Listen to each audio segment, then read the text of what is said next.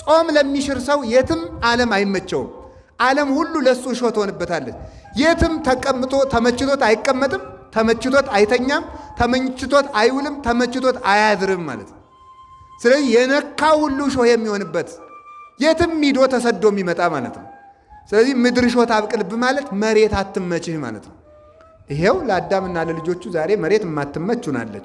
ዛሬ ጌታችን ኢየሱስ ክርስቶስ መጥቶ ተወልዶ ከባረካት ወዲህ ግን ምድርን ለበረከት አድርጎልናል። ያን እሾህ ነቅሎ ማለት ነው። ሁለተኛ ደግሞ ምድር እሾህ ታብቅልብህ የተባለ ስጋህ በሽታ ያብቅልብህ ማለት ነው። በሽታ ያብቅልብህ። ለመጀመሪያ ጊዜ ደዌ ወደ ምድር የመጣው በምን ምክንያት ነው ካላችሁኝ፣ ጾም በመሻር ነው። በሽታን ወደዚህ ዓለም ያመጣው ምንድን ነው ካላችሁኝ፣ ጾምን መሻር፣ በለስን መብላት ነው። ጾም ስንሽር ደዌ ወደዚህ ዓለም መጣ ማለት ነው። አሁን ሳይንሶችም ሰምተዋል አይደል? ሰምታችኋል አይደል? ሰው ቢያንስ እስከ ስንት ሰዓት መጾም አለበት ብለዋል። ጾም አሁን ለካንሰር መድኃኒት አይነተኛ ፈውስ ነው። ሰምታችሁ እንደሆነ ሂዱና ሐኪሞችን ጠይቋቸው ማለት ነው። የሚጾሙ ሰዎች ከሚጾሙ ሰዎች ስንት ፐርሰንቱ እንዳላችሁ አላጠናሁትም። ፐርሰንቱን ረስቼዋለሁ፣ ወሬ ሰምቼ ስለሆነ ማለት ነው፣ ሐኪም ስላልሆነ። ከፍተኛ ከካንሰር ጤና የሆኑ ሰዎች ጾመኛ ሰዎች ናቸው። ስለዚህ የሚበልስ አሁን ኮሌስትሮል የሚባል በሽታ ታውቃላችሁ አይደል? ምንድን ነው የሚያመጣው? እሱን መብላት እኮ ነው። 24 ሰዓት መብላት ማለት ነው። ስለዚህ ጾም ጤናን ይሰጣል፣ የጤና ምንጭ ነው። አሁን ወደ ነፍሱ ሳንሄድ ነው ወደ መንግሥተ ሰማያት ምናምን እሱን ተውትና በምድር ጤነኛ ሆኖ ለመኖር በራሱ ጾም ነው፣ መብል ነው በሽታን ያመጣብን ማለት ነው። እያንዳንዱን ተመልከቱ፣ እያንዳንዱን ደዌ የሚቀሰቅሰው ምንድን ነው? በሽታ ነው። ቆይ ሐኪሙ መጀመሪያ ሕክምና ሲጀምር ምንድን ነው የሚለው? በሽታው ሲነሳ የቀሰቀሰብህን ምግብ አጥንተህ ከዚያ ተቆጠብ አይደለም እንዴ? መጀመሪያ የሚለው እኮ ማለት ምክንያት ለበሽታ ጨጓራ አሞኛል ካልክ በምን እንደተነሳበት አስታውሳለህ? ሲነሳ የበላው ምግብ ምን ነበር ነው የሚለው ማለት ነው። የምግብ የበሽታችን ሁሉ ምንጭ ነው። ስኳር ቢያበዛ ሰው ምን ይሆናል? አንዱን ይሆናል። ምን አውቃለሁ? አንዱን ቢያበዛ ምን ይሆናል? አንዱን ይሆናል። ሐኪም እንደሚያውቀው ማለት ነው። ስለዚህ መብል የደዌ ምንጭ ነው፣ የደዌ ምንጭ ነው። ጾም ደግሞ የጤንነት ምንጭ ነው። ስለዚህ አባታችን አዳም በሽታ ይሰልጥንብህ ተባለ።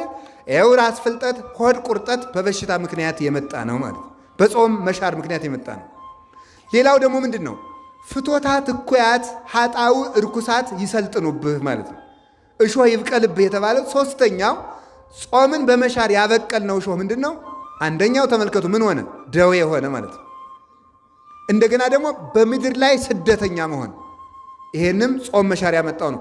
ሶስተኛው ደግሞ የህሊና መታወክን የሚያመጣው መብል ነው። ጾመኛ ሰው ርቱ ህሊና ነው ያለው። እዩት፣ በአብይ ጾም የሚኖራችሁን ህሊና እና በባለ 50 ውስጥ ያላችሁን ህሊና መርምሩት ራሳችሁ ማለት ነው። በአብይ ጾም ጸጥ ያለ የተሰበሰበ ህሊና ነው የሚኖረን። ብዙ ጊዜ አይታችሁ ከሆነ ሰው ምን ይላል? በአብይ ጾም ነው ጉባኤ ማዘጋጀት ይላል። ለምሳሌ ሰው ሰበካ ጉባኤውን ስትሰሙት ነው ለምን ሲባል የዚያን ጊዜ የሰው ህሊና ይከተታል። መብላያችሁ በታይ ነው በእውነቱ ማለት ነው፣ ይሰጥማል። ሊቁም እንደተናገረው ሆድ መርከብ ነው ተባብለን ይል እንዴ? ሆድ መርከብ ነው። መርከብ ያለ ልክ ሲጫን ተሳፋሪዎቹ እንደሚሰጥሙት ሰው ያለ ልክ ሲበላ በጎ ዕቅድና በጎ ህሊና ሁሉ ይሰጥማል ማለት ነው፣ ይሰጥማል። ስለዚህ ቀሊለ ህሊና ይኖረናል ማለት ነው። ትጋት ይሰጠናል። የትጋት ምንጭ ጾም ነው። ስጋው ለጸዋሚ ኢይትከሃሎ ከመይኑም ኩላ ሌሊተ ፊልክስዩስ የሚናገረው የጾመኛ ሰው ሰውነት ሌሊቱን ሙሉ ተኝታ ማደር አትችልም ነው የሚለው ማለት ነው። ጾመኛ ሰው ትጋት ይሰጠዋል፣ ከደዌም ይድናል፣ ርቱ ህሊና ይኖረዋል ማለት ነው። የሚበጻበጽ በውሳኔ የተከፈለ ልብ ያለው ይሄ ልክስክስክስ ያለ ህሊና የሚኖረን በላተኞች ከመሆናችን የተነሳ ነው ማለት ነው። በላተኞች ከመሆናችን የተነሳ ነው። ስለዚህ ርቱ ህሊና ይሰጠናል። ፍቶት አይሰለጥንብንም፣ ክፉ ህሊና አይሰለጥንብንም፣ አድመኝነት አይሰለጥንብንም። ሰውን መደባደብ፣ ትኩሳት የሆነ ነገር ሁሉ፣ ለቁጣ መቸኮል ሁሉ አይሰለጥንብንም ማለት ነው። ራስን የመግዛት ምንጩ ጾም ነው ማለት ነው። ራስን የመግዛት ምንጩ ጾም ነው። እንግዲህ እነዚህ ሁሉ ነገሮች ፍቶታት እኩያት ኃጣው ርኩሳት፣ ክፉ ህሊና በጾም ይርቃል። ክፉ ህሊና በጾም ይርቃል። ልክ ተመልከቱ፣ አላችሁ የላችሁም፣ እግዚአብሔር ከሁላችን ጋር ይሆን። አሁን እዚህ አካባቢ የተቋተ ውሃ ቢኖር እዚህ ላይ የሚራቡ ተሐዋስያን ይኖራሉ። ያንን ውሃ ስንጠርገው ግን ተመልከቱ፣ እነዚያ ተሐዋስያን ሁሉ ምን ይላሉ? ይርቃሉ ማለት ነው። ለምሳሌ የወባ ትንኝ እዚህ ላይ እንዳይረባ ይራባ ይላሉ ሐኪሞች። በአካባቢ የተቋተ ውሃ እንዳይኖር ጥረጉ ይላል። ይሄ ሳይንሳዊ አድርገውት ነው። በእኛም በቤተ ክርስቲያን ኦሪት ዘፍጥረት ላይ ያለ እኮ ነው። እግዚአብሔር መሬት ጥሩ ዘር እንድታበቅል ከማድረጉ አስቀድሞ ምንድን ነው ያለ? በመሬት ላይ የተኛውን ውሃ ሰበሰበው ነው የሚለው። መሬትን ጠፈፍ አደረቃት። ስለዚህ ተሐዋስያን ውሃውን ስናነሳው እንደሚርቁ ስንጾም አጋንንት ይርቃሉ። አጋንንት ይርቃሉ። ክፉ ሕሊና ይርቃል። ፍቶት ይቀነሳል። ስጋችን መገራት ይችለዋል ማለት ነው። ገሪር ይሰጠናል። አሁን ተመልከቱ፣ ጾም በስጋ ሲገራ ሕሊና ለልብ ይገዛል፣ ልብ ደግሞ ለእግዚአብሔር ይገዛል። ተመልከቱ፣ አሁን በቤተ ክርስቲያናችን ስርዓት የመጀመሪያው በዐቢይ ጾም የመጀመሪያው እሁድ ተቀነዩ ይባላል። ቅዱስ ያሬድ ነው ስም ያወጣለት። ተቀነዩ ለእግዚአብሔር በፍርሃት ወተሐሰዩ ሎቱ በረአድ የሚለውን የማሕሌት ባለሙያዎች የድጓ መምህራን በጾመ ድጓቸው ይህንን ያንቆረቁሩታል። የመጀመሪያው ጾም መግቢያ ምን ይባል? ተቀነዩ። እንግዲህ ለእግዚአብሔር ተገዙ ይላል። ለምንድን ነው የመጀመሪያው እሁድ ተገዙ የተባለ? ተቀነዩ ተብሎ አከለክሙ መዋይል ዘሃለፈ ዘተቀነይክሙ ለግእዘ ሥጋክሙ፣ ለሥጋ ፈቃዳችሁ የተገዛችሁበት ጊዜ ይበቃል ይላል ቅዱስ ያሬድ። ለሥጋ ፈቃዳችሁ የተገዛችሁበት ጊዜ ይበቃል። አሁን ለእግዚአብሔር በፍርሃት ተገዙ። ለምንድን ነው ጾም ሲመጣ ለእግዚአብሔር ተገዙ የሚባለው? ለእግዚአብሔር መገዛት ማለት እግዚአብሔርን በልብ ማምለክ፣ ልብን ለእግዚአብሔር ማስረከብ ነው። ልብ ብላችሁ ስሙ። ልብን ለእግዚአብሔር ማስገዛት ማስረከብ ለእግዚአብሔር መገዛት ከሆነ ልብ ለእግዚአብሔር መገዛት የሚችለው ምን ሲገዛ ነው ሲባል ሥጋ ለነፍስ ሲገዛ ነው። ሥጋ ለነፍስ መገዛት የሚችለው ምንድን ነው? ሲጾም ነው። አያችሁ፣ ገሪር ይገኛል ማለት። ሥጋን መቆጣጠር የሚቻለው በጾም ነው። በእውነቱ ማለት ነው። ሥጋን መቆጣጠር የሚቻለው በጾም ነው። ሰውነታችን መግዛት የምንችልባቸው ሁለት መሰረታዊ ነገሮች አሉ። አንደኛው ጾም ነው። ሁለተኛው አፍን መግራት ነው። ንግግርን መቆጠብ ነው። ፈረስ በልጓም እንደሚሰበሰበው ሰው ሰውነቱን መግዛት የሚችለው በምንድን ነው ካላችሁኝ፣ አንደበቱን በመቆጠብ ነው። አንደበት እሳት ነው ብሎ ያዕቆብ የተናገረው ለዚያ ነው። እሳት ከአንድ ቦታ ተነስታ ከተማውን ሁሉ እንደምታቃጥለው አንደበት ላይ እዚች አፍ ውስጥ እየነደደች መላውን ሀገር ተብሎ የሚጠራው ሰውነታችን ነው። ለምሳሌ እዚህ አካባቢ አንድ እሳት ቢቃጠል ዝም ብለን ካየነው መላ ከተማውን ሊያቃጥል ይችላል። ሰውነታችሁን እንደ ሀገር ቁጠሩት።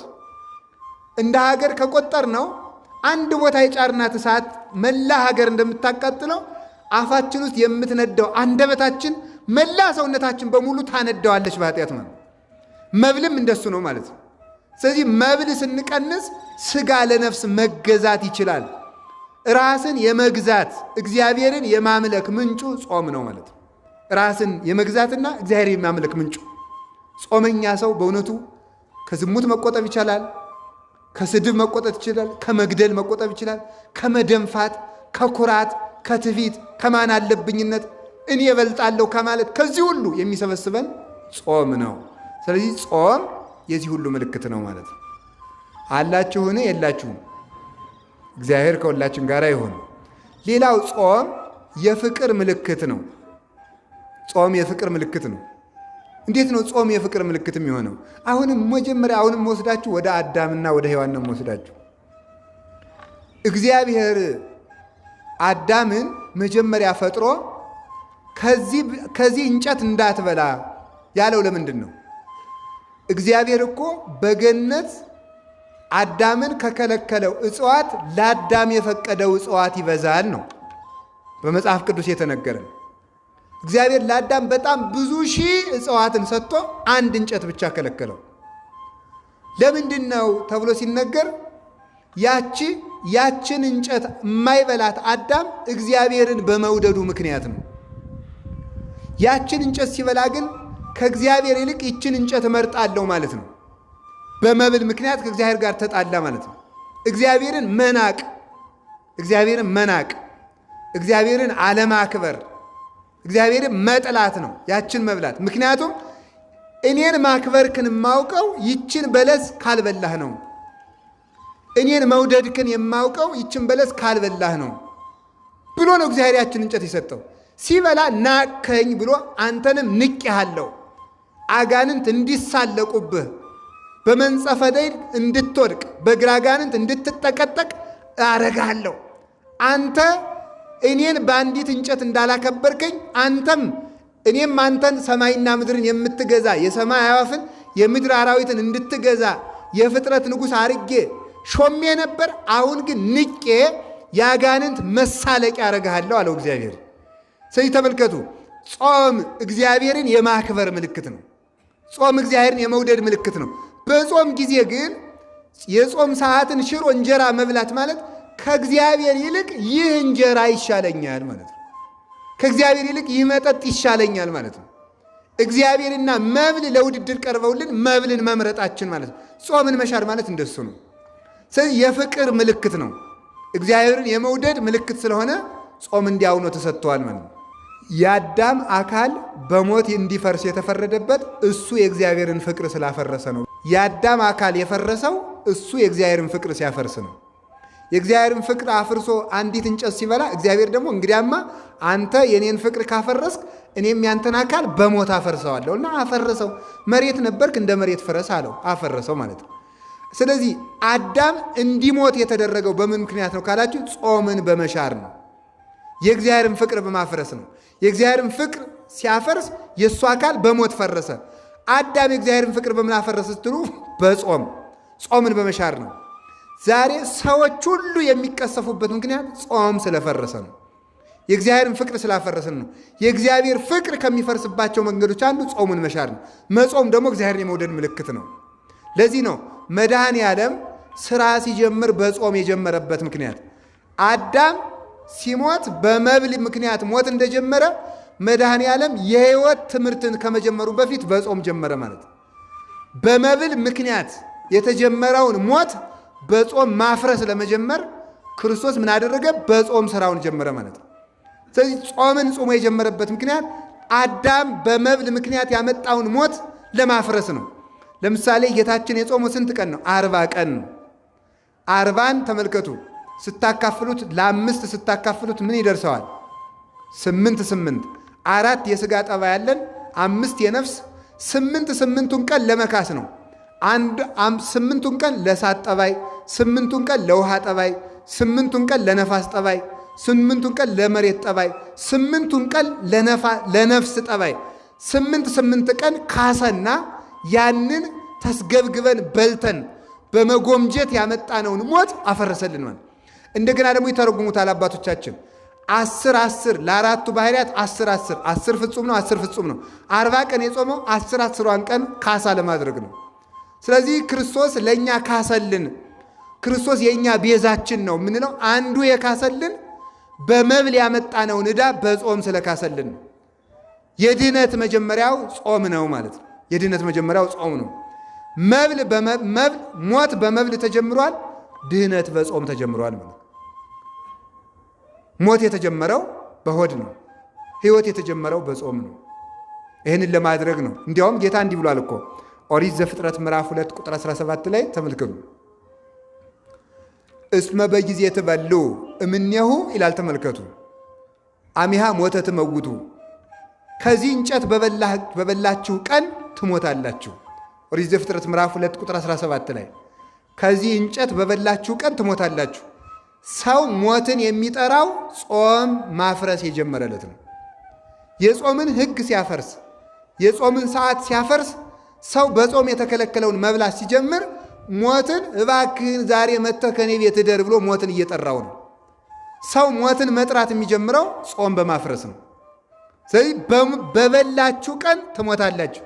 እስቲ ሁላችሁ ምእመናን ይህን ቃል ተናገሩት። በበላችሁ ቀን በሉ። ምን ትላላችሁ ነው ያለው? ትሞታላችሁ። ሰው መሞት የሚጀምረው መብላት ሲጀምር ነው። ያለ ሰዓት መብላት ሲጀምር መሞት እየጀመረ ነው።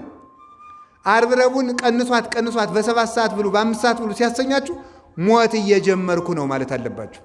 ያለ ጊዜያችሁ መብላት ስትጀምሩ ሞት እየጀማመረኝ ነው ማለት አለባችሁ። ሕይወት የሚጀመረው በመብል ነው። የሚያስደንቃችሁ ጾም የሕይወት መንገድ ሲሆን ጾም ደግሞ የሞት ጎዳና ነው። አዳም በለስን ባይበላ በሺህ ዓመቱ የት ይገባ ነበረ? ዕፀ ሕይወት የምትባልን ዛፍ ይበላ ነበረ። ዕፀ ሕይወትን የምትባልበት ዛፍ ምን ያደርጋል? ይበላል። በልቶ ለዘላለም ይኖራል ማለት። በለስን አለመብላት ጾም ነው። አዳም በጾም ወደ ዘላለም ሕይወት ይሸጋገር ነበር። አዳም በመብል ወደ ዘላለም ሞት ወረደ ማለት ነው። ጾም ነው ወደ ዘላለም ሕይወት የሚወስደው። አሁን ተመልከቱ፣ አዳም በለስን ባለመብላት ነበር ወደ ዕፀ ሕይወት የሚሸጋገረው። አሁን መድኃኔ ዓለም ደግሞ ምን አደረገ? ሞትን የሕይወት መንገድ ሲያደርገው ከመቁረባቸው አስቀድሞ 18 ሰዓት ጹሙ አለ። ምክንያቱም እሱ ዕፀ ሕይወት ስለሆነ ማለት ነው። እሱ ዕፀ ሕይወት ነው። ምን አለ? አነ ውእቱ ኅብስተ ሕይወት፣ እኔ የሕይወት እንጀራ ነኝ አለ። የሕይወት እንጀራ ስለሆነ አዳም ወደ ዕፀ ሕይወት መድረስ የሚችለው በለስን ባለመብላት በጾም ነበረ። አሁን እውነተኛው ዕፀ ሕይወት ክርስቶስ መጣና ወደ እሱ ሥጋና ደም ከመድረሳችን አስቀድሞ 18 ሰዓት እንድንጾም አደረገ ማለት ነው። ጾም የሕይወት ጎዳና ነው። ሕይወት ማን ነው? ክርስቶስ ነው።